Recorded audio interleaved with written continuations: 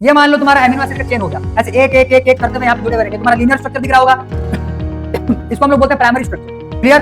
अब होगा क्या, ये ऐसे ऐसे करके लपेटाएंगे स्प्रिंग जैसे, या ऐसे स्प्रिंग के जैसे लपेटाएंगे। क्लियर? इसको हम लोग बोलते हैं हेलिकल हेलिकल हेलिकल स्ट्रक्चर, इसको बोलेंगे हेलिक्स। क्लियर? जब हम लोगों ने बायोलॉजी स्टार्ट किया तो सबसे पहले मैंने तुमको बताया था अल्फा हेलिक्स के बारे में। बीटा प्लेटेड कैसे बनता है बोलोगे तो वो नाक बनाया हो क्या छोटे बचपन में, कभी क्या बनाया हो तुम लोग को, तो फुर्सत ना मिल रहा होगा मोबाइल से। आगे देखो इस टाइप से, ये दिख रहा है, ये दिख रहा है स्ट्रक्चर तुमको ऐसे ऊपर नीचे ऊपर, अरे वो जो रहता है ना एस्बेस्टस घर में लगाने वाला, हालांकि वो ऐसे तुम्हारे राउंड शेप में रहता है, ऊपर से उसको ऐसे ट्रायंगुलर शेप में लेते हैं। यहाँ पे लिखा है आयनिक बॉन्ड। क्लियर?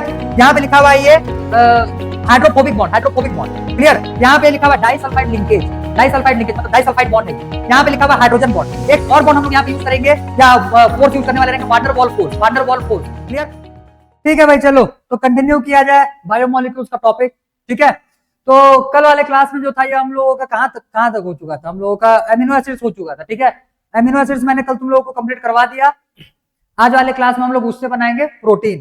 क्लियर? क्योंकि एमिनो एसिड जो रहते हैं यही तुम्हारे बिल्डिंग ब्लॉक्स होते हैं प्रोटीन्स के, मतलब प्रोटीन जो रहेगा ये तुम्हारा एमिनो एसिड से मिलकर के बना हुआ रहेगा।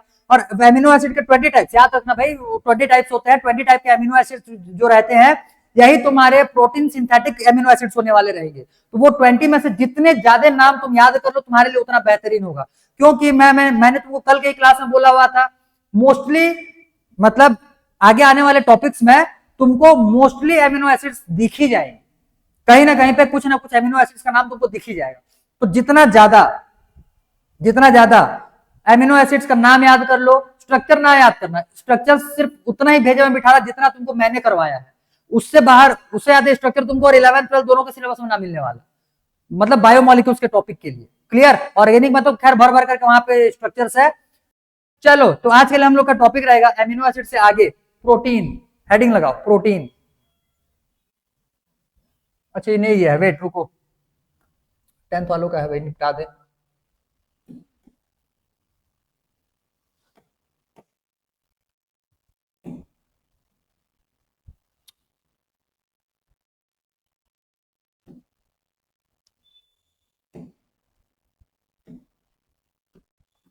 ठीक, तो आज के लिए हेडिंग लगाओ सीधा प्रोटीन।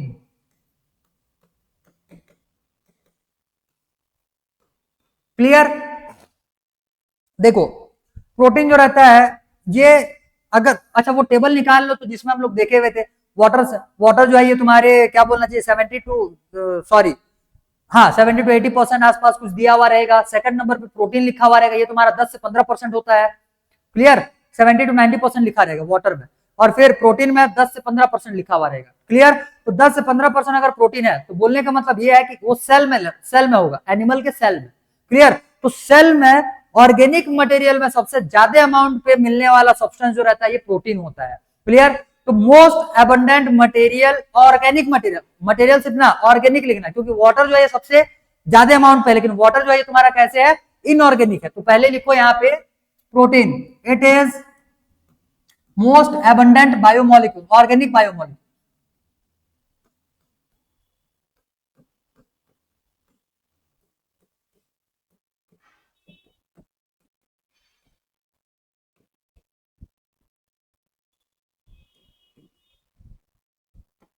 In a cell.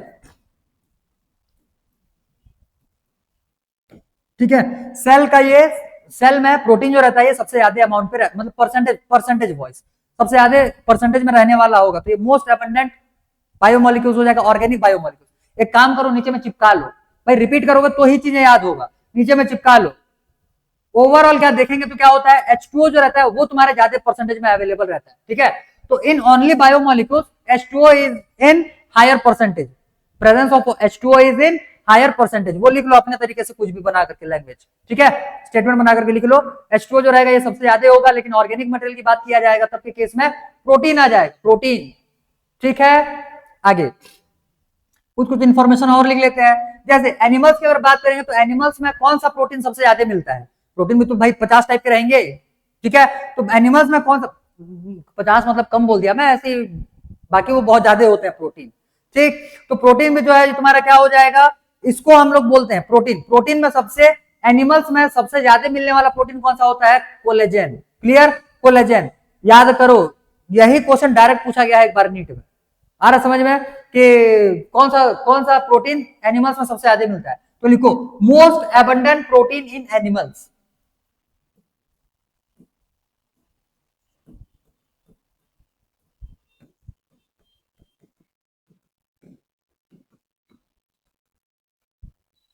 ये हो जाएगा कोलेजन।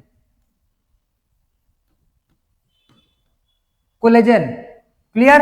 तो कोलेजन जो रहता है ये हमारे एनिमल्स में मिलने वाले सबसे ज्यादा प्रोटीन होता है। नेक्स्ट, मोस्ट एबंडेंट प्रोटीन इन बायोस्फीयर, पूरे अर्थ के बायोस्फीयर में जितना रहने वाले लोग हैं, लिविंग ऑर्गेनिजम्स को मिला दिया जाए तो सबसे ज्यादा मिलने वाला जो है, क्योंकि एनिमल से ज्यादा प्लांट्स है और प्लांट्स में तुमको मिलेगा रूबिस्को। क्लियर। तो वहां पे आ जाएगा रूबिस्को। लिखो मोस्ट एबंडेंट प्रोटीन इन बायोस्फीयर, ये हो जाएगा रूबिस्को। ठीक है, रूबिस्को ये सबसे ज्यादा मिलने वाला प्रोटीन है। तो अब समझो ध्यान से इसमें कि प्रोटीन जो रहता है ये किसका बना हुआ रहता है? एमिनो एसिड्स का बना हुआ रहता है। तो लिखो यहां पे, ऐसे लिखो, made up of different types of amino acids. ध्यान देना, एमिनो एसिड्स के चेन तो बनाएंगे लेकिन सारे के सारे एमिनो एसिड्स तुम्हारे कैसे होते हैं? अलग अलग टाइप के होते हैं, डिफरेंट टाइप्स के होते हैं। तो यहां पे हो जाएगा made up of different types of amino acids.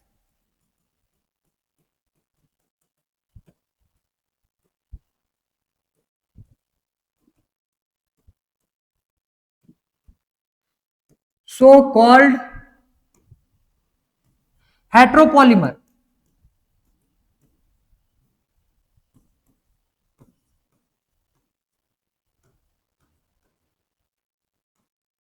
Heteropolymers of amino acids.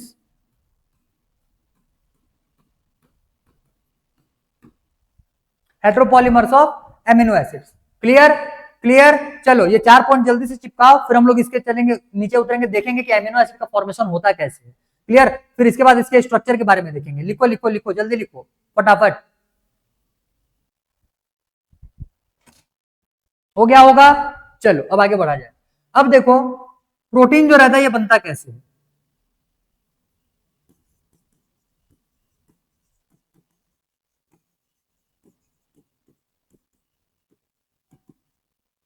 Formation of protein. तो प्रोटीन एमिनो एसिड्स के चेन से, मतलब एमिनो एसिड से ही बनने वाला रहेगा। तो ध्यान देना, प्रोटीन के भी यहाँ पे तुम्हारे बहुत सारे अलग अलग टाइप आ जाते हैं। क्लियर। अगर जैसे ग्लूकोज के लिए हम लोगों ने देखा हुआ था, सेम वैसे ही प्रोटीन के लिए भी, प्रोटीन में भी तुम्हारा अगर 2 एमिनो एसिड्स मिलेंगे तो उसको डाइपेप्टाइड बोलेंगे, डाइपेप्टाइड बोलेंगे, डाइपेप्टाइड या फिर बाइपेप्टाइड बोलेंगे। अगर 3 एमिनो एसिड मिले हुए रहेंगे तो उसको बोलेंगे हम लोग ट्राइपेप्टाइड। तो ये इस टाइप से इसके तुम्हारे नंबरिंग हो जाएंगे, मतलब नेमिंग हो जाएंगे on the combination, number of combination of तुम्हारे एमिनो एसिड्स के। ठीक है, क्लियर। तो 2 अगर एमिनो एसिड से मिलकर के प्रोटीन बना हुआ रहेगा तो उसको हम लोग डाइपेप्टाइड बोलेंगे।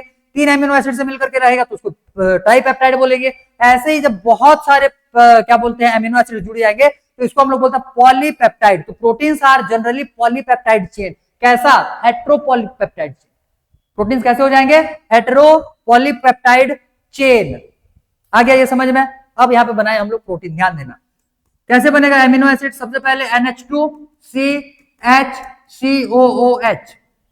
ध्यान से समझे रहो, इसका बहुत ज्यादा यूज है ऑर्गेनिक में। फिर ऐसे सॉरी, फिर इसको यूज करने वाले रहेंगे। यहां से आ जाएगा ये आर ग्रुप। आर ग्रुप कुछ भी हो सकता है, मैं सबका नहीं लिख रहा। क्लियर। नेक्स्ट एक और एमिनो एसिड ले लेते हैं NH2, ये आ जाएगा कार्बन, हाइड्रोजन, COOH और नीचे में यहां से आ जाएगा ये आर ग्रुप। अब ध्यान दो, जिसको जिसको इसी समझ में आता है ऐसे ही लिखो, जिसको नहीं समझ में आता है वो फैला के लिखो। फैला के लिखने का मतलब होता है ये हो जाएगा N, ये हो जाएगा HH, यहां से ये COOH है तो C डबल बॉन्ड O और एक सिंगल बॉन्ड OH ऐसे जुड़ता है। NH2 लिखा हुआ है, NH2 कैसे आ जाएगा? ये N, वैसे ही ये हो जाएगा H और यहां से ये आ जाएगा H। उसको नहीं तोड़ रहा, काम हम लोग को बस इसी दोनों का है। ठीक है। अब देखो होगा क्या, यहां से यहां पे ये जो OH है इसके एक H को लेकर के निकल लेगा। आगे बात इतना समझ में? तो रिमूवल किसका हो गया? H2 होगा। मैंने तुमको पहले भी लिखाया है, प्रोटीन के केस में एमिनो एसिड्स के बीच में बॉन्ड बनता है बाय रिमूवल ऑफ वाटर, और इस वाले बॉन्ड को हम लोग क्या बोलते हैं? Peptide bond. पेप्टाइड बॉन्ड लिखो, यहां से कौन सा बॉन्ड बनेगा? फिर ये बन जाएगा NH2CH और यहां से आ जाएगा ये CO। ठीक है, इधर आ जाएगा ये NH और क्या बन गया, कार्बन, हाइड्रोजन, COOH और नीचे में आ जाएगा R ग्रुप, इसमें भी नीचे में आ जाएगा R ग्रुप। यहां पे ये जो बॉन्ड का फॉर्मेशन हुआ है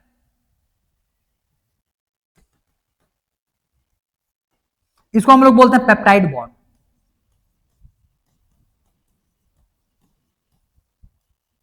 कैसे बना, बाय रिमूवल ऑफ वाटर।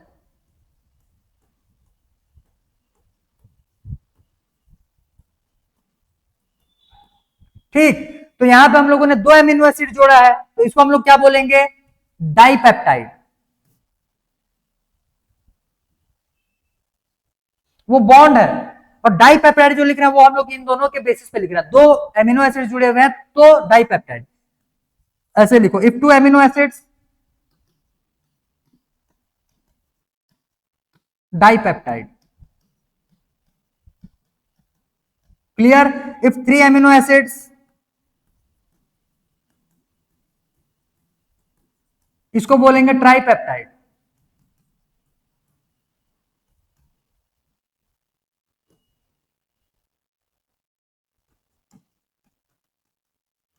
और मेनी रहेंगे तो इसको हम लोग बोलेंगे पॉलीपेप्टाइड।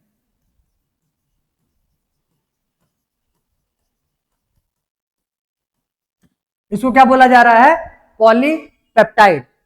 क्लियर हो गया रहेगा। प्रोटीन कैसे बनाया भाई, हम लोगों ने पहले भी इसका डील किया हुआ है, मोनोमर मोनोमर को मिलाने के बाद कैसे पॉलीमर बनाया था, बस वही प्रोसेस है।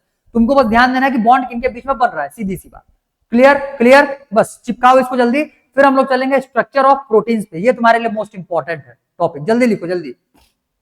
अच्छा हाँ, एक चीज और लिख लेना, तो प्रोटीन जो रहता है बेसिकली हम लोग इसको एम्फोटेरिक सब्सटेंस बोलते हैं, मतलब ये एसिडिक भी नेचर दिखाएगा और बेसिक। देखे थे हम लोगों ने ज्विटर आयन, तो ज्विटर आयन तुम्हारे एसिडिक बेसिक, भाई वो इलेक्ट्रॉन डोनेट भी कर सकता है, इलेक्ट्रॉन गेन भी कर सकता है, ठीक है, डिटेल में देखेंगे आगे में। चलो बेसिक यहाँ पे इतना ही लिखो, तो सिर्फ ऐसे लिखो, proteins are generally amphoteric in nature.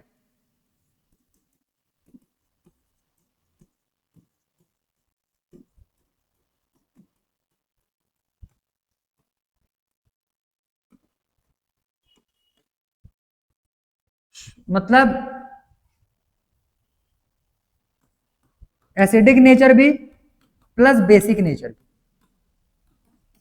ठीक है, वो डिपेंड करेगा वो कहां पे है, उसका सराउंडिंग कैसे है, उसका एनवायरमेंट कैसा है, उस बेसिस पे ये एसिडिक भी नेचर बना लेते हैं और बेसिक नेचर भी बना लेते हैं, जिसकी वजह से इनको बोलेंगे एम्फोटेरिक सब्सटेंस। क्लियर, या एम्फोटेरिक बायोमोलिक्यूल्स जो भी है। आ गया होगा ये समझ में, लिखो लिखो लिखो जल्दी लिखो जल्दी। फिर इसके बाद हम लोग देखेंगे structure of proteins. Peptide bond को एमाइड बॉन्ड भी बोलते हैं ना, AMIDE, एमाइड बॉन्ड। तो क्योंकि इसका हम लोग को यूज करना ऑर्गेनिक में सीधा, तो ज्यादा नाम में यहाँ पे करवाने से मैं बच रहा हूं, क्योंकि और बायो के ही नाम इतने ज्यादा हैं कि उसी को करने में अभी पंचर हो जाएंगे, ठीक है, तो इसीलिए मैं बच रहा हूं ज्यादा से ज्यादा नाम करवाने से। तुमको वही इंपॉर्टेंट फैक्टर्स, वही इंपॉर्टेंट नाम तुमको बताया जा रहा है जो कि तुम्हारे भेजे में एलिमेंट्स को डाल दे। ऐसा ना हो कि मैं तुमको यहाँ पे नाम भर भर करके लिखवा दूं नॉलेज के चक्कर में, और पता चला कि तुम्हारे भेजे में कुछ गया ही नहीं, कोई मतलब नहीं निकलेगा। चिपका लो, फिर मुंह से निकल गया तो चिपका लो। पेप्टाइड बॉन्ड को हम लोग क्या बोलते हैं, amide bond, amide bond, AMIDE, amide bond. Clear, amide bond बोलेंगे इसको, ठीक है ठीक है। चलो हाँ, एक चीज और ध्यान दो, ये जो हम लोग का चेन बन करके आ रहा है, नाइट्रोजन तुम्हारा इस वाले साइड में है और कार्बन जो है वो तुम्हारे उस वाले साइड में है, तो इसको हम लोग बोलते हैं एन टर्मिनल। नाइट्रोजन इस साइड में है ना, तो इसको बोलेंगे हम लोग N terminal.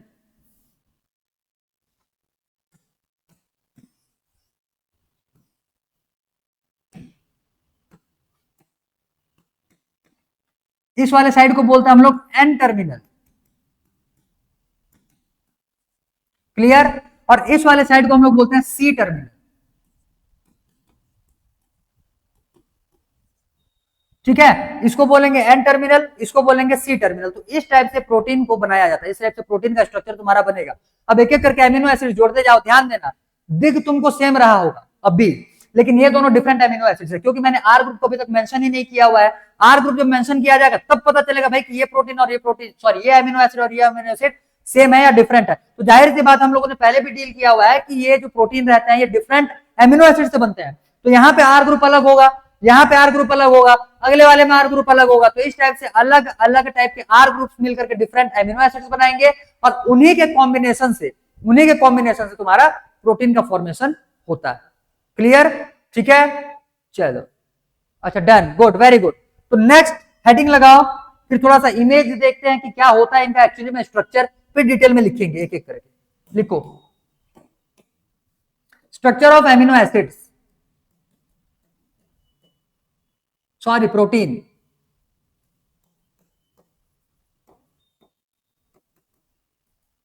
Structure of protein, basically इसके टोटल 4 स्ट्रक्चर्स पॉसिबल होते हैं। ठीक है, 4 स्ट्रक्चर्स में एक काम कर, एक ही में चिपका दें क्या? यहीं पे लिख लो, कहां उतना फैलाते बैठोगे भाई, यहीं पे लिखेंगे। इमेज देखेंगे पहले फिर लिखेंगे। मैं यहाँ पे फ्लो डायग्राम बस बनवा रहा हूं, फ्लो डायग्राम मेरे साथ साथ बना डालो।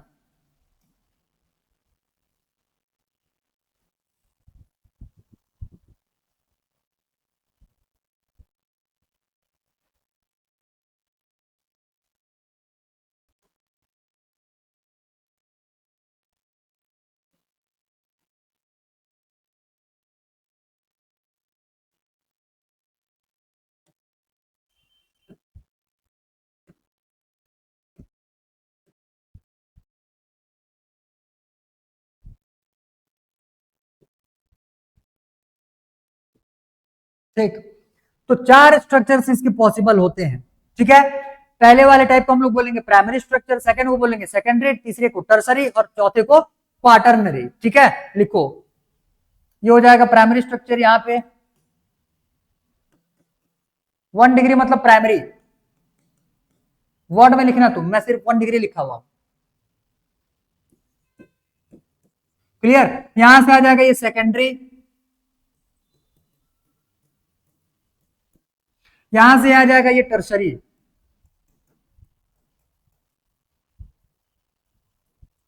ठीक है, और एक हो जाएगा क्वाटरनरी।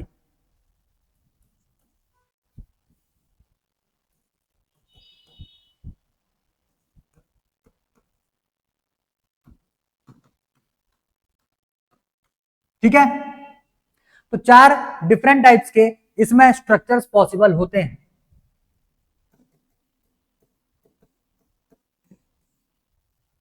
क्लियर? क्लियर, चलो तो अब पहले हम लोग इसका देख लेते हैं इमेज, उसके बाद मैं एक एक करके तुमको यहां पे इलेबोरेट करता हूं, ध्यान से देखो।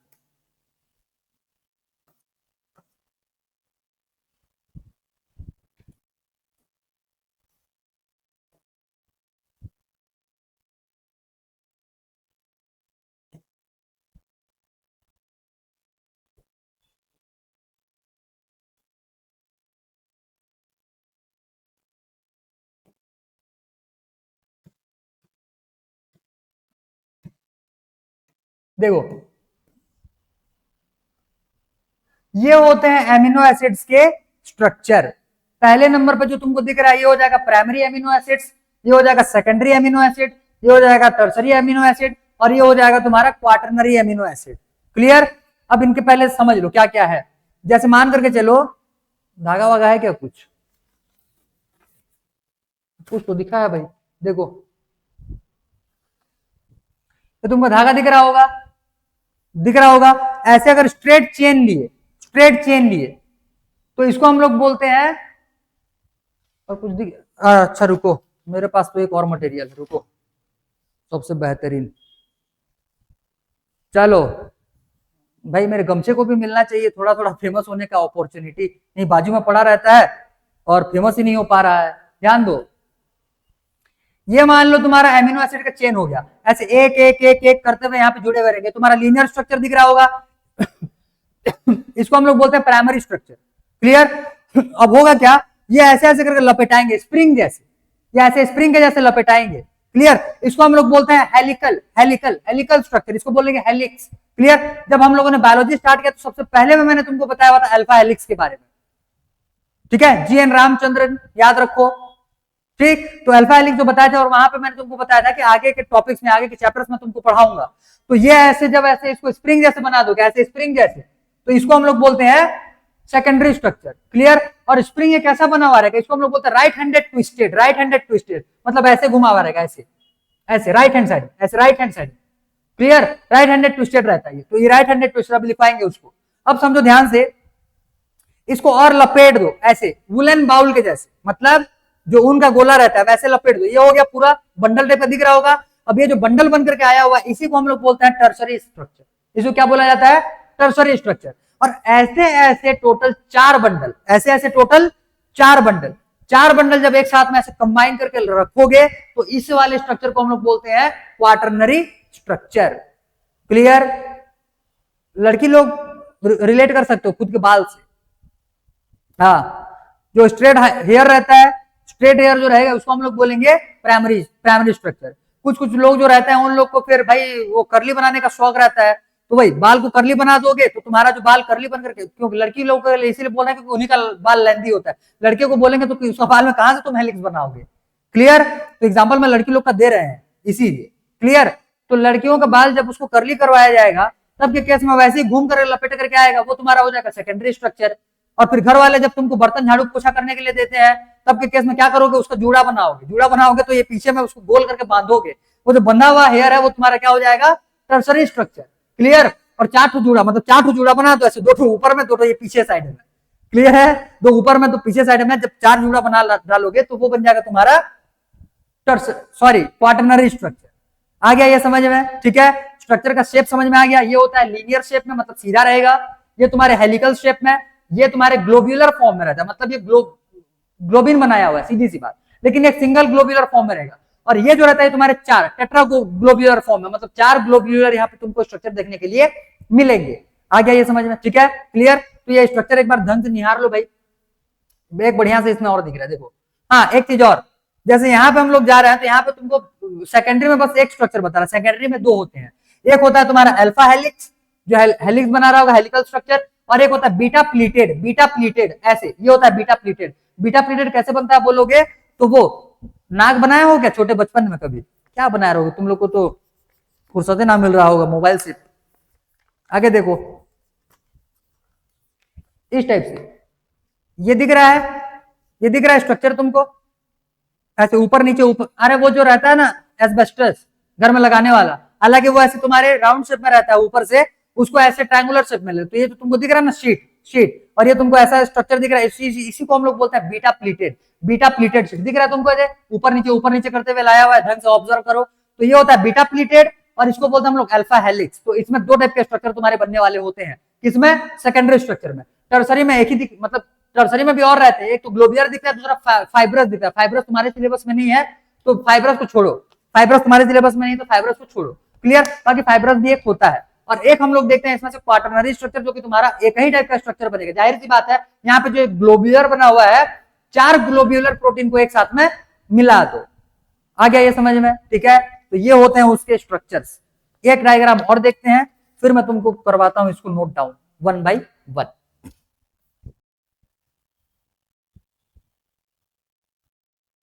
देखो, यहाँ पे ये सेकेंडरी प्रोटीन स्ट्रक्चर दिया हुआ है, नीचे में बीटा प्लीटेड दिया हुआ है, और यहाँ पे तुम्हारा दिया हुआ है अल्फा हेलिक्स का, यहाँ पे अल्फा हेलिक्स का दिया है, ठीक। और अच्छा चलो, अब इसमें बॉन्ड्स वगैरह आ गए हैं, देख लोगे क्या, एक बार देख लो, ये देख ले रहो। यहाँ पे जैसे हाइड्रोजन, पहले नाम देख ले रहा हूं, मैं भी समझाऊंगा, एक एक चीज भेजे मैं, टेंशन ना लो। यहाँ पे लिखा है आयनिक बॉन्ड, क्लियर। यहाँ पे लिखा हुआ है ये hydrophobic bond, hydrophobic bond, clear. यहाँ पे लिखा हुआ डाइसल्फाइड लिंकेज, डाइसल्फाइड लिंकेज मतलब डाइसल्फाइड बॉन्ड है ये। यहाँ पे लिखा हुआ हाइड्रोजन बॉन्ड। एक और बॉन्ड हम लोग यहाँ पे यूज करेंगे, या फोर्स यूज करने वाले रहेंगे, वांडरवॉल फोर्स, वांडरवॉल फोर्स, क्लियर, वांडरवॉल फोर्स। तो ये सारे के सारे तुम्हारे यहाँ पे बनने वाले बॉन्ड्स हैं। और ये जो स्ट्रक्चर तुमको दिख रहा है यहाँ पे, ये तुम्हारा टर्सरी स्ट्रक्चर है, टर्सरी स्ट्रक्चर। तो अभी सिर्फ दिमाग में इतना बिठाओ, टर्सरी स्ट्रक्चर में भर भर करके बॉन्ड बने हुए हैं, बस इतना बुद्धि में बिठा लो, बाकी अभी करवाते हैं एक एक करके, ठीक है। चलो भाई ठीक, अब देखो यहां पे आएगा कि नहीं, मेरे को वो समस्या लग रहा है।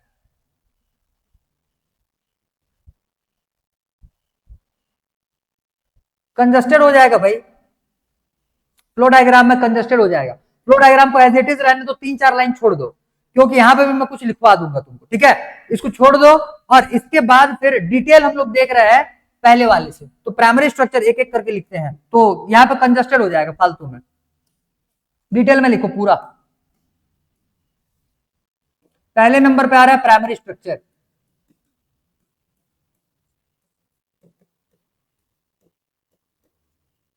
ये क्या हो जाएगा? Straight chain.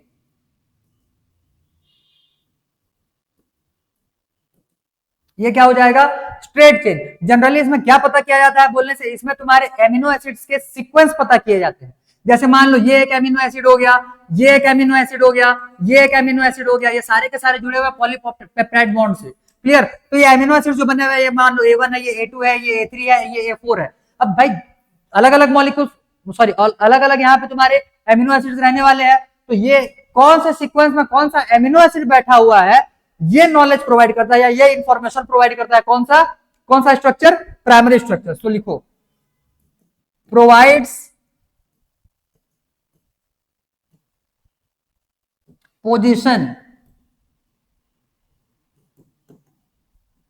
या फिर सीक्वेंस ऑफ एमिनो एसिड। ठीक है, क्लियर? बस इतना ही है, प्राइमरी में ज्यादा नहीं लिखना, प्राइमरी में इतना ही है, लिखो इसको, लिखो जल्दी, फिर सेकेंडरी स्ट्रक्चर चालू करें।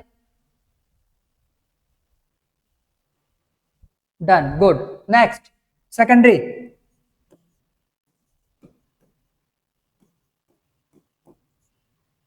सेकेंडरी स्ट्रक्चर, तो सेकेंडरी स्ट्रक्चर बेसिकली दो टाइप से डिवाइडेड रहता है, दो टाइप से क्लासिफाइड रहेगा ये। सबसे पहले में आ जाएगा क्या चीज? सेकेंडरी स्ट्रक्चर जो रहता है, एक हो जाएगा अल्फा हेलिक्स, एक को बोलेंगे अल्फा हेलिक्स, एक को बोलते हैं बीटा प्लीटेड शीट।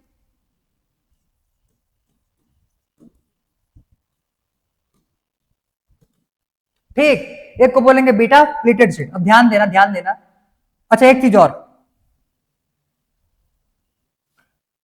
इसमें जो प्राइमरी स्ट्रक्चर बनकर के आया हुआ है, जनरली ये है तुम्हारा प्राइमरी स्ट्रक्चर। खुल जा भाई, ये है तुम्हारा प्राइमरी स्ट्रक्चर। क्लियर? इसमें बस तुम्हारा वाटर रिमूवल के थ्रू कौन सा बॉन्ड बना हुआ है? Peptide bond. तो प्राइमरी स्ट्रक्चर में सिर्फ और सिर्फ एक ही बॉन्ड देखने के लिए मिलेगा, कौन सा? Peptide bond. पेप्टाइड बॉन्ड सभी में है, all four structures contain peptide bond. भाई पेप्टाइड बॉन्ड से जुड़ेंगे एमिनो एसिड्स, उसके अलावा भी उनमें कुछ कुछ बॉन्ड्स आते हैं, वो हम लोग को देखना है। क्लियर? चलो तो अल्फा हेलिक्स का स्ट्रक्चर कैसे बनेगा? अल्फा हेलिक्स का स्ट्रक्चर बन जाएगा इस टाइप से।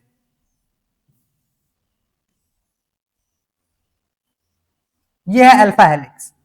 ठीक है, इसको बोलेंगे अल्फा हेलिक्स। यहां से लेकर के यहां तक का ये जो पार्ट है, इसको हम लोग बोलते हैं वन टर्न।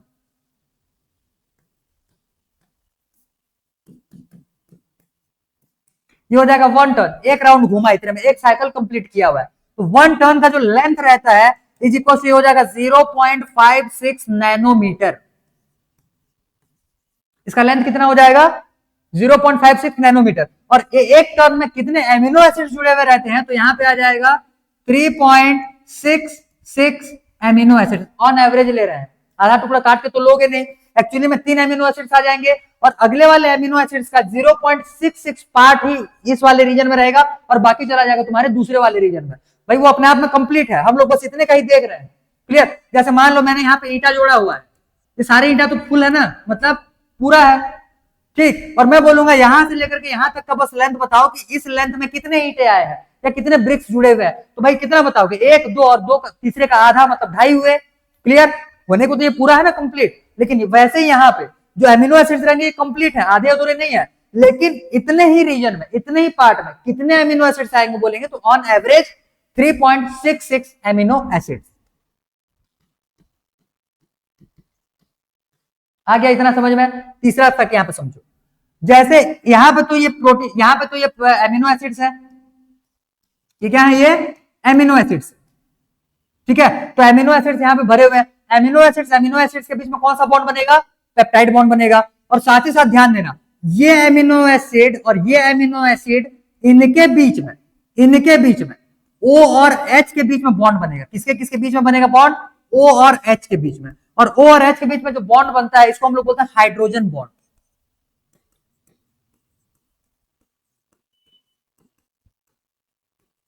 ठीक है, क्या बनेगा? यहां पे दूसरा एक बॉन्ड फॉर्म होता है, स्ट्रेट चेंज रहता है, तो आजू बाजू के मतलब 3-4 छोड़ करके जो एमिनो एसिड्स रहेंगे वो पहले वाले के कांटेक्ट में नहीं आएंगे।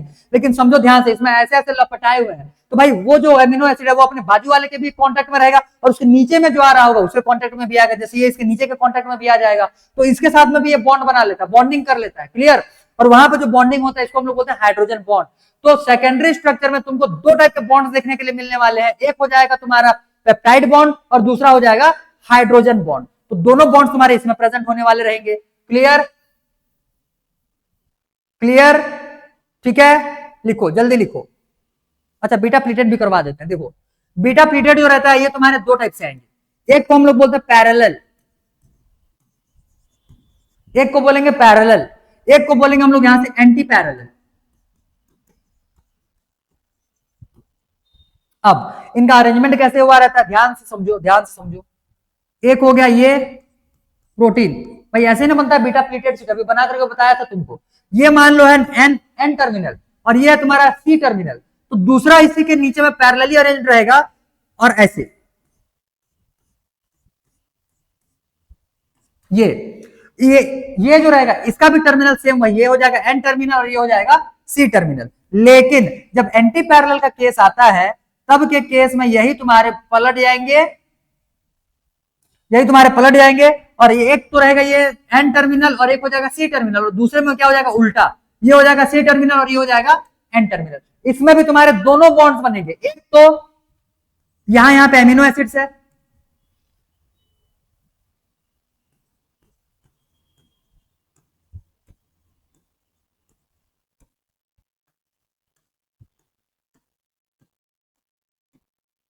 तो एमिनो एसिड के बीच में पेप्टाइड बॉन्ड और यहां से ये भी आपस में कांटेक्ट में आ जाएंगे, ये ऊपर से नीचे ये।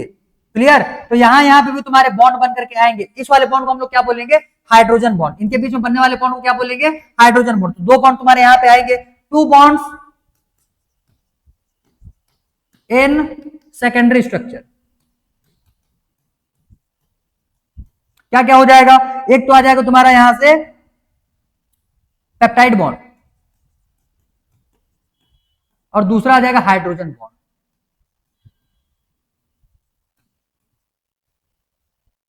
क्लियर? तो सेकेंडरी स्ट्रक्चर जो रहता है ये तुम्हारे दो टाइप के बॉन्ड कंटेन करने वाला रहेगा, एक हो जाएगा तुम्हारा पेप्टाइड बॉन्ड और दूसरा hydrogen bond.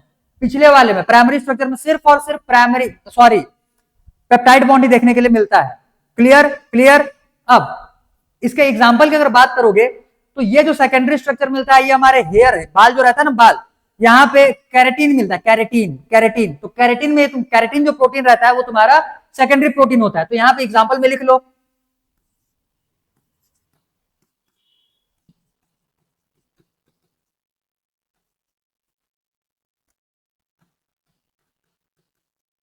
Keratin body TE होता है, में भी देख लेना जो भी है, ठीक है। कैरेटीन, तो कैरेटीन जो रहेगा ये कहां पे मिलता है, हमारे हेयर में मिलेगा, और कैरेटीन जो रहता है यही तुम्हारा क्या हो जाएगा, सेकेंडरी प्रोटीन। कौन से वाले टाइप का स्ट्रक्चर में, अल्फा हेलिक्स में। अल्फा हेलिक्स का एग्जांपल में keratin. Clear? Beta beta pleated sheet में इसका जो एग्जांपल रहेगा इसमें एग्जांपल में लिखना ये भी तुम्हारा बीटा कैरेटीन है। कैसे है, बीटा कैरेटीन।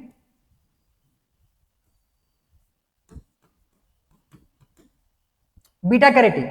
क्लियर? और बीटा कैरेटीन जो रहता है ये तुम्हारा, जैसे ये तो हमारे हेयर में मिलता है, हमारे नेल के पास मिलेगा।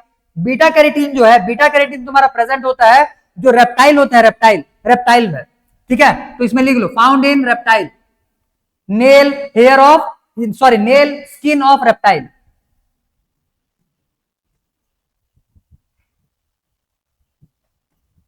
Found in nail skin of reptiles. Beta keratin हमारे में नहीं मिलता, ह्यूमंस में नहीं मिलता, ये मिलेगा रेप्टाइल्स में। आ गया इतना समझ में? ठीक है, क्लियर? क्लियर? लिखो जल्दी जल्दी लिखो फटाफट, जल्दी जल्दी लिखो, थोड़ा स्पीड में। केराटिन होता है भाई, के होता है, ये सी नहीं के है, इसीलिए वो फिट नहीं बैठ रहा था। सी को के बनाओ, ठीक है, KERATIN है, चलो इसीलिए वो दिख नहीं रहा था ठीक से। लिखो लिखो लिखो जल्दी लिखो। अच्छा, एंटी पैरेलल का भी इतने एग्जांपल्स तुम्हारे में नहीं दिए हैं, मैं एडिशनल करवा रहा हूं, फिर भी लिख लो। चलो, एंटी पैरेलल के लिए एग्जांपल में क्या आता है, इसके एग्जांपल में आएगा तुम्हारा सिल्क प्रोटीन। जो सिल्क प्रोटीन, सिल्क होता है ना, सिल्क, क्लियर, तो सिल्क प्रोटीन जो रहेगा ये तुम्हारा क्या हो जाएगा, एंटी पैरेलल का एग्जांपल हो जाएगा। मतलब बीटा प्लीटेड शीट के एंटी पैरेलल में तुम्हारा कौन सा प्रोटीन आता है, silk protein, silk protein.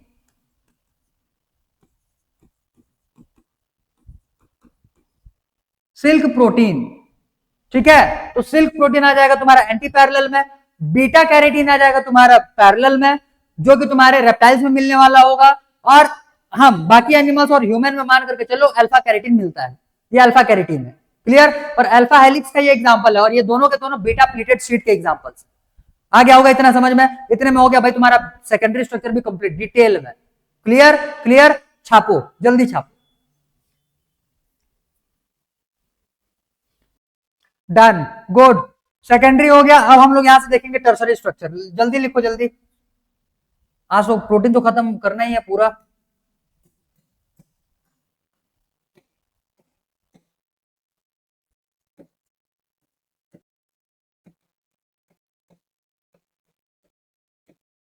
Tertiary structure, ठीक है, टर्सरी स्ट्रक्चर तो ध्यान समझो। टर्सरी स्ट्रक्चर जो रहता है ये तुम्हारा क्या हो जाएगा, ये तो तुम्हारा 3D स्ट्रक्चर होता है, क्योंकि वो प्लेट के फॉर्म में, तो वो भी 2D प्लेन। पहले वाला तो लीनियर के फॉर्म में था, वो भी तुम्हारा मतलब 1 डायमेंशन हो गया। सेकंड वाला 2D में, ये तुम्हारा 3D स्ट्रक्चर होता है। तो लिखो 3D structure of protein,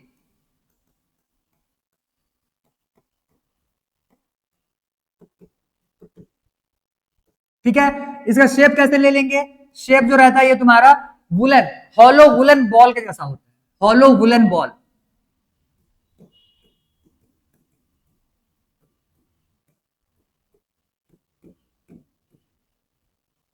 clear.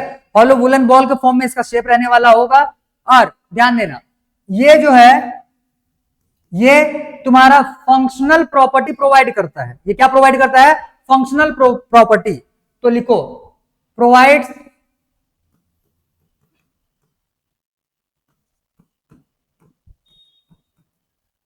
Functional properties, clear. Functional मतलब उसको फंक्शनिंग बनाएगा। तो इसमें कौन कौन से प्रोटीन्स आएंगे, जनरली जो एंजाइम्स फंक्शनल होते हैं, क्लियर, तो वो आ जाएंगे तुम्हारे किसमें, फंक्शनल प्रोटीन में। तो इसमें क्या आ जाएगा, लिख लो एग्जांपल में,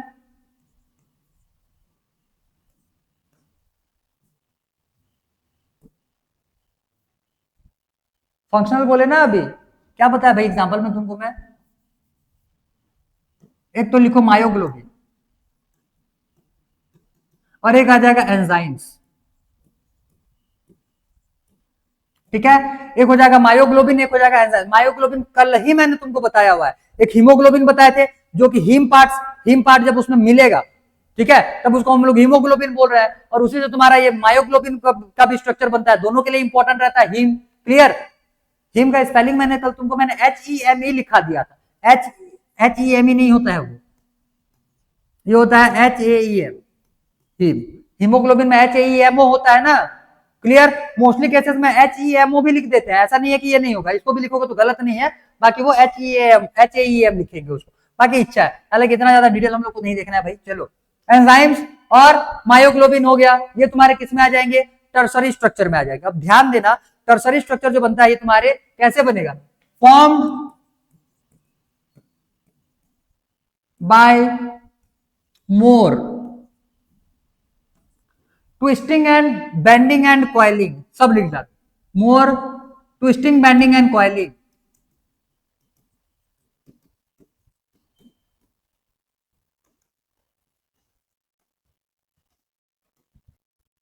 ट्विस्टिंग बेंडिंग एंड कॉइलिंग। अब ध्यान दो, इस टाइप से तुम्हारा स्ट्रक्चर बन करके आएगा,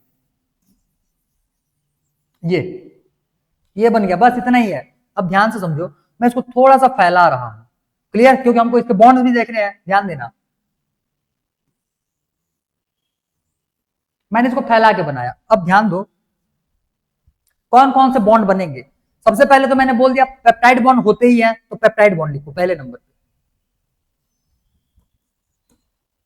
बॉन्ड्स। पहले नंबर पे आ जाएगा पेप्टाइड बॉन्ड।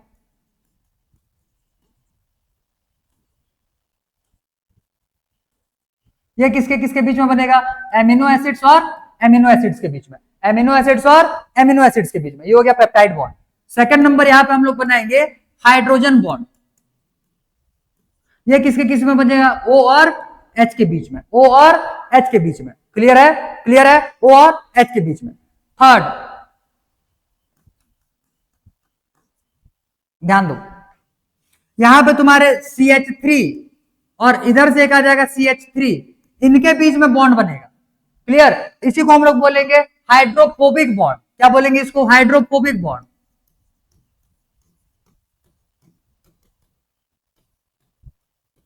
ये किसके किसके बीच में आया? CH3 और CH3 के बीच में आया है। इनको इनको भी लिख लेंगे। यहाँ पे है ये एक एमिनो एसिड, यहाँ पे है एक एमिनो एसिड, इनके बीच में कौन सा बनेगा? पहले नंबर का बॉन्ड। यहाँ पे बना हुआ पहले नंबर का बॉन्ड। ठीक है, ये कौन सा बॉन्ड हो जाएगा? यहाँ पे ये जो बॉन्ड बना हुआ है इसको हम लोग क्या बोलेंगे? Peptide bond. CH3 CH3 CH3 है ना, भरे पड़े हैं वहां पे, कार्बन का पूरा चेन ले रहे हैं भाई। तो CH3 CH3 के बीच में जहां पे बॉन्ड बनेगा इसको हम लोग बोलेंगे क्या? अच्छा, वहां पे तो लिख ही दिए हैं, बाजू वाले को कंसंट्रेट करो। नेक्स्ट, इस पे एक आ जाएगा फोर्थ नंबर का आयनिक बॉन्ड।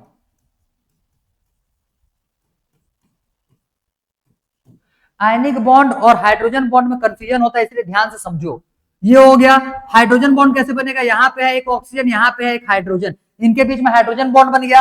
अब ये है एक ऑक्सीजन माइनस और ये है एक हाइड्रोजन प्लस। जब इनके बीच में बॉन्ड बनेगा तो उसको हम लोग बोलेंगे आयनिक बॉन्ड। उसको क्या बोलेंगे? Ionic bond. क्लियर? इसको क्या बोला जाएगा? Ionic bond. एक आ जाएगा यहां से, ये हाइड्रोफोबिक बॉन्ड भी हो गया, आयनिक बॉन्ड भी हो गया, हाइड्रोजन बॉन्ड भी हो गया, पेप्टाइड बॉन्ड भी हो गया। और क्या छूटा भाई? और क्या छूटा? Wander wall force.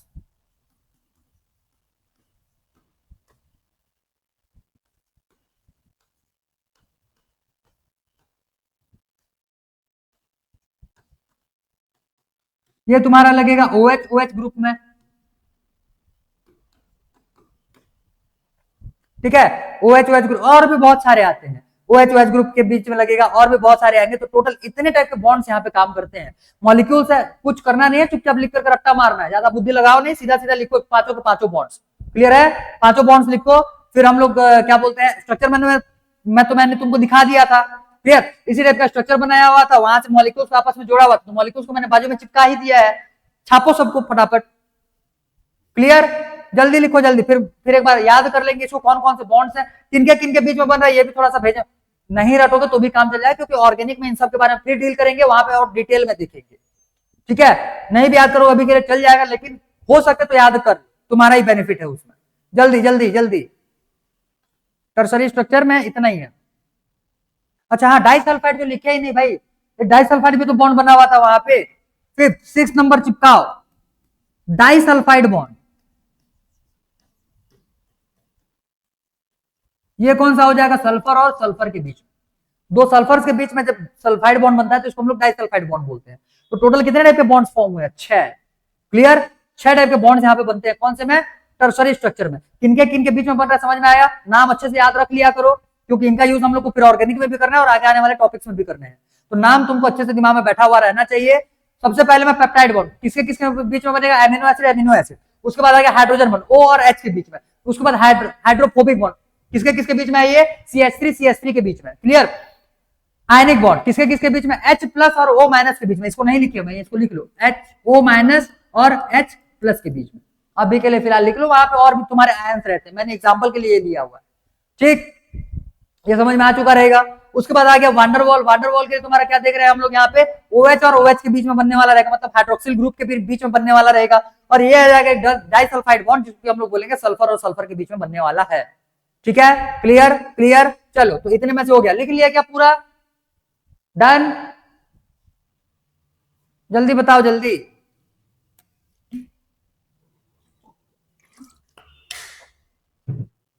Done, very good. आगे, हाँ एक चीज और लिख लो, तो यहां पे ये जो स्ट्रक्चर बना हुआ रहता है, इनके पास में कुछ एक एक्टिव साइट रहते हैं। एक्टिव साइट, ये हो जाएगा एक्टिव साइट। ऐसे करके एक दूसरे पेन से कलर कर लो, और इसको हम लोग बोलेंगे active site.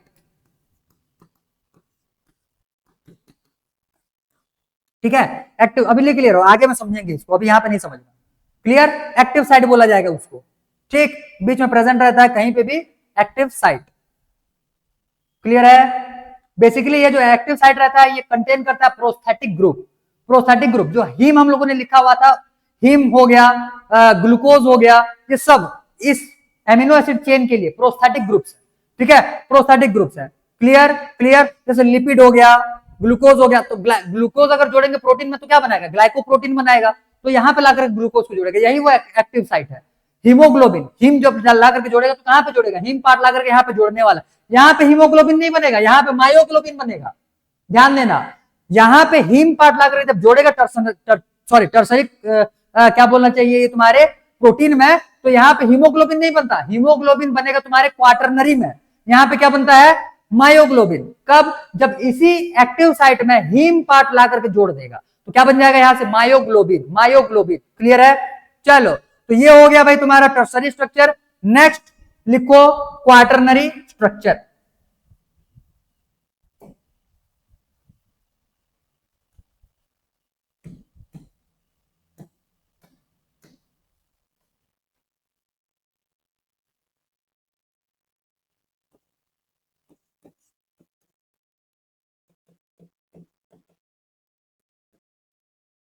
Quaternary structure basically ये तुम्हारे चार टर्सरी स्ट्रक्चर को मिलाकर के बनता है, तो ध्यान देना, चार।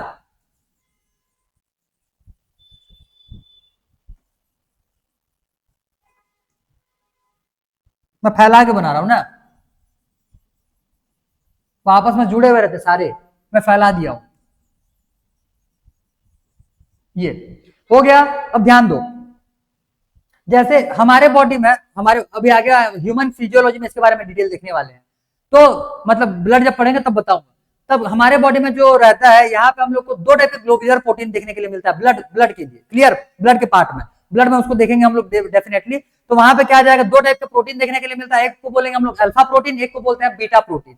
तो ग्लोबुलर प्रोटीन में ये मान लो अल्फा 1 हो गया, ये अल्फा 2 हो गया, और ये क्या हो जाएगा, बीटा 1 हो जाएगा, ये बीटा 2 हो जाएगा। ये वो बीटा शीट और अल्फा हेलिक्स नहीं, ये नाम ही है ऐसा, प्रोटीन का नाम है alpha protein, alpha globular protein, beta globular protein. Clear, तो ये नाम ही है, इसको ऐसे ही याद करो। तो ये हो गया एक अल्फा, ये हो जाएगा एक अल्फा 2, यहां से आ जाएगा ये बीटा 1, ये हो जाएगा बीटा 2, और यहां पे प्रेजेंट है इसके बीच बीच में क्या, यहां पे क्या प्रेजेंट है, एक्टिव साइट। ये हो जाएगा एक्टिव साइट, ये हो गया एक्टिव साइट, ये हो गया एक्टिव साइट। एग्जांपल में इसमें ठोको सीधा, क्वाटरनरी स्ट्रक्चर में इसमें एग्जांपल में क्या आ जाएगा, हीमोग्लोबिन।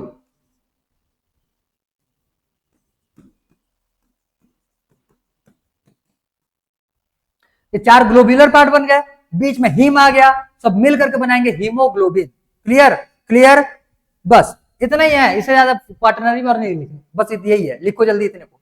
ये स्ट्रक्चर बनाओ, अल्फा 1 अल्फा 2 जितना मैंने बोला, अगर लिख सकते हो तो लिख लो भाई उसको,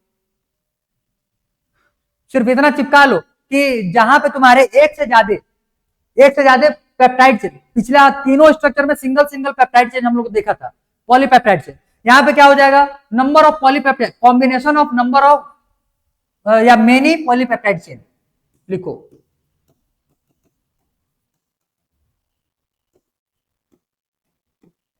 मेनी पॉलीपेप्टाइड चेन, बस।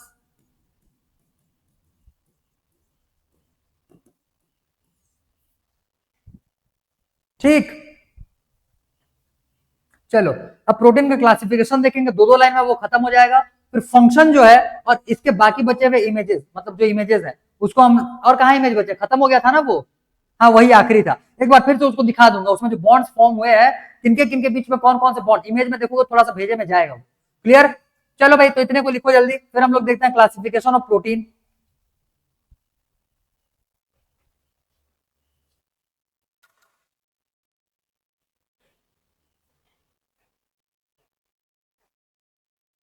इसमें डिटेल में लिखोगे क्या, थोड़ा मोड़ा डिटेल भी लिख लो। इसको हम लोग क्या बोल रहे हैं, ये हो जाएगा हीम पार्ट। क्लियर, और ये जो दिख रहा है ये तुम्हारा हो जाएगा क्या बोलते हैं उसको, ग्लोब्यूलर पार्ट। दोनों मिलेंगे तो बनाएंगे क्या, हीमोग्लोबिन। एक एग्जांपल है ये, जनरल केस में ये एक एग्जांपल स्पेसिफिक हम लोग लिए हुए हैं। आ रहा बात समझ में? तब के केस में ये बनाएगा क्या यहाँ पे, हीमोग्लोबिन, इसको भी लिख लो, ठीक है। वो एक्टिव साइट में प्रेजेंट होता है, हीम ग्लोबिन से मिलेगा और मिल करके ये जो ना सॉरी जो स्ट्रक्चर बनाएंगे उसी को हम लोग क्या बोल रहे हैं, हीमोग्लोबिन।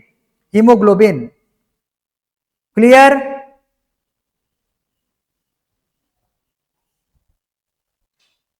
ग्लोबुलर पार्ट प्रोटीन है और हीम जो लिखे हैं वो प्रोस्थेटिक ग्रुप है। ये नाम लिख लो तो भाई, प्रोस्थेटिक ग्रुप, प्रोस्थेटिक ग्रुप। ये क्या है, ये प्रोस्थेटिक ग्रुप। इसको हम लोग आयरन कंटेनिंग प्रोस्थेटिक ग्रुप बोलते हैं। इसको क्या बोला जाएगा, आयरन कंटेनिंग प्रोस्थेटिक ग्रुप। उतना डिटेल ना जाओ, ब्लड में देखेंगे उसको, अभी के लिए सिर्फ प्रोस्थेटिक ग्रुप लिखो, प्रोस्थेटिक ग्रुप,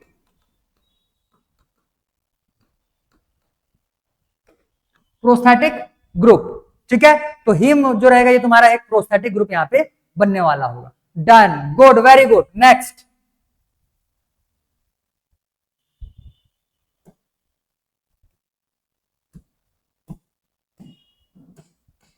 देखो, अब हम लोग को देखना है टाइप्स ऑफ या क्लासिफिकेशन ऑफ प्रोटीन। हेडिंग लगाओ नेक्स्ट।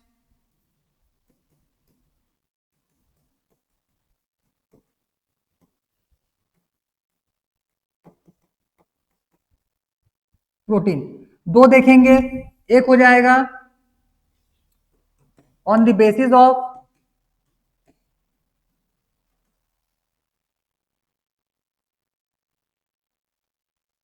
एक सेकंड वेट करना, हाँ ठीक है चलो। तो क्या क्या बोले, एक तो बोले ऑन द बेसिस ऑफ, एक तो स्ट्रक्चर हो जाएगा, अभी क्या नाम बोला भाई, हाँ on the basis of nutritional, nutritional value या न्यूट्रिशन लिखो, on the basis of nutrition, nutritional requirement.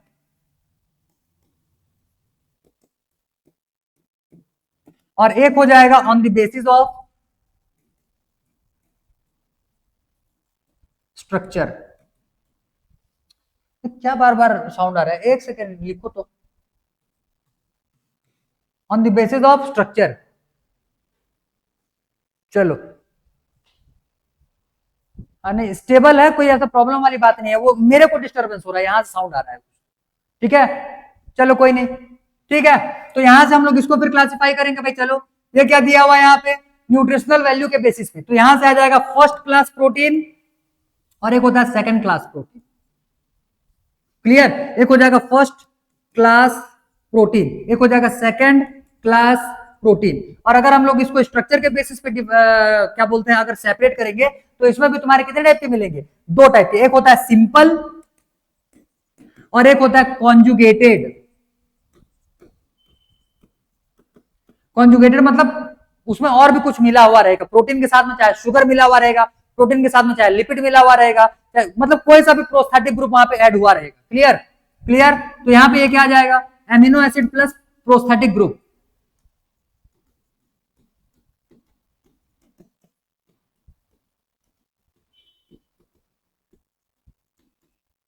ठीक है, amino acid plus prosthetic group. अब देख लेते हैं यहाँ पे फर्स्ट क्लास और सेकंड, बहुत ज्यादा नहीं है, एक एक लाइन में ही है, हैवी नहीं है, टेंशन ना लो।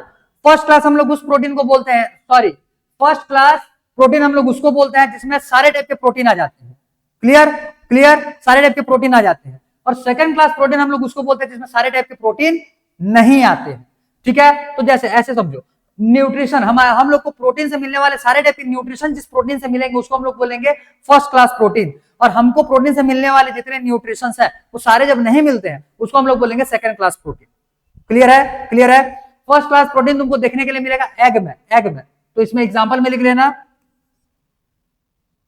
Egg, clear. और इसके एग्जांपल में चिपका लो व्हीट, चिपका लो गेहूं, बस इतना ही है और ज्यादा कुछ नहीं है, सिंपल। फर्स्ट क्लास एक दिमाग में बिठाओ, सेकंड क्लास, इसमें क्या होता है, all types of nutrient, all types of protein, all types of nutrition जो भी प्रोटीन से मिलता है, ठीक है। और इसमें क्या हो जाएगा, पार्शियली, पार्शियल न्यूट्रिशन, इसको कंप्लीट न्यूट्रिशन भी बोल, मतलब कंप्लीट न्यूट्रिशन उसके पास रहने वाला होगा, पार्शियल न्यूट्रिटिव लिखो, पार्शियली न्यूट्रेटिव, और ये क्या हो जाएगा, कंप्लीटली न्यूट्रेटिव, वो पूरा न्यूट्रेटिव है। ठीक है, ठीक है, लिख ही देते हैं कंप्लीटली न्यूट्रेटिव।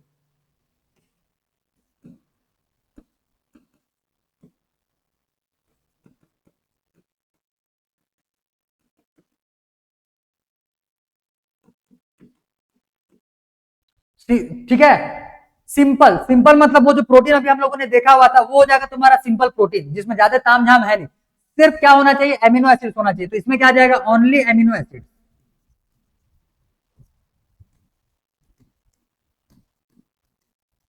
और इसमें क्या आ जाएंगे, amino acids plus prosthetic group. अब ओनली एमिनो एसिड्स में तो हम लोगों ने सारा कुछ देख चुका है पहले में। ठीक है, अब अगर प्रोस्थेटिक ग्रुप ऐड करके हम लोग प्रोटीन बनाते हैं, तो अगर मान करके चलो लिपिड प्लस प्रोटीन है, इसको हम लोग बोलेंगे लाइपोप्रोटीन। क्लियर, अगर ये तुम्हारा रहेगा मान करके चलो शुगर प्लस प्रोटीन,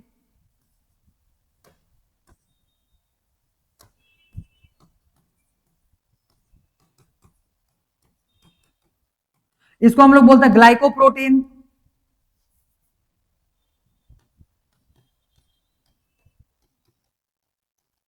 ठीक, और बाकी नाम आगे में देखेंगे, एक ही जगह पे कितना लिखोगे, इतना ही लिखो जल्दी। तो ये हो गया तुम्हारे प्रोटीन के क्लासिफिकेशन, बस हम लोगों को इतना ही क्लासिफाई करना था। ठीक है, क्लियर है, चलो भाई जल्दी लिखो, तो जल्दी लिखो, जल्दी लिखो स्पीड में। अब हम लोग सीधा चलेंगे अपने इमेजेस पे और थोड़ा सा इलेबोरेट करेंगे इसको आगे। अच्छा, न्यूट्रिटिव के जगह पे एमिनो, हाँ न्यूट्रिटिव के जगह पे एमिनो एसिड्स लिख सकते हो, तो इसमें तुम्हारे जो रहते हैं ऑल एमिनो एसिड्स लिख लो, फर्स्ट क्लास में all amino acids present.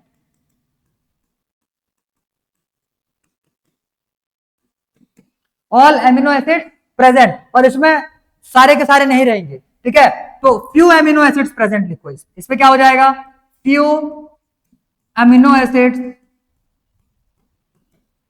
Present.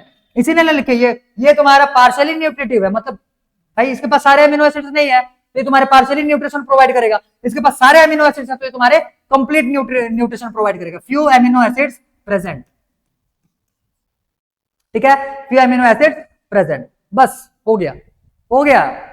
अब एक टेबल देखेंगे प्रोटीन के फंक्शंस क्या क्या होते हैं, उसमें 3-4 दिया हुआ है नाम, उसी के बाजू में उसका फंक्शन दिया हुआ है, बस फिर प्रोटीन का भी तुम्हारा खत्म हो जाएगा टॉपिक। कल हम लोग फिर स्टार्ट करेंगे लिपिड। ठीक है, चलो चलो चलो जल्दी फटाफट इतने को नोट डाउन करो। अच्छा डन, गुड, वेरी गुड, बहुत बढ़िया। आखिरी हेडिंग लगाओ प्रोटीन के लिए, फंक्शंस ऑफ प्रोटीन, छोटा ही है, बहुत ज्यादा नहीं है, चाहो तो नहीं भी कर सकते हो, बुक में तुम्हारा टेबल भी दिया हुआ है, बुक का टेबल निकालो।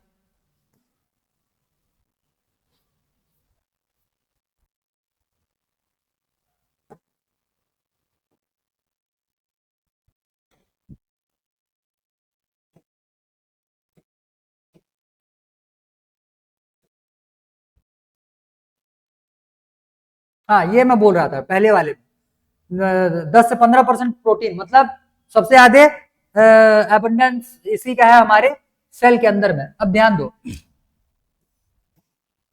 इतना ही करना, इससे ज्यादा मत करना, इससे ज्यादा तुम्हारे काम में कुछ है नहीं, ज्यादा बुद्धि ना लगाना, क्योंकि भर भर करके तुम्हारे एलिमेंट्स भरे पड़े हैं, जितना तुमको लिमिट कर दिया जाए उतने में लिमिट हो जाओ। ज्यादा बुद्धि लगाओगे, पीएचडी करने की कोशिश करोगे ना, इधर के रहोगे ना उधर के, समझे? तो इसी वजह से इससे ज्यादा बिल्कुल करने की कोशिश मत करना, अभी आगे आने वाले टॉपिक्स में वो ऑलरेडी तुम्हारा बढ़ जाएगा, टेंशन ना लो।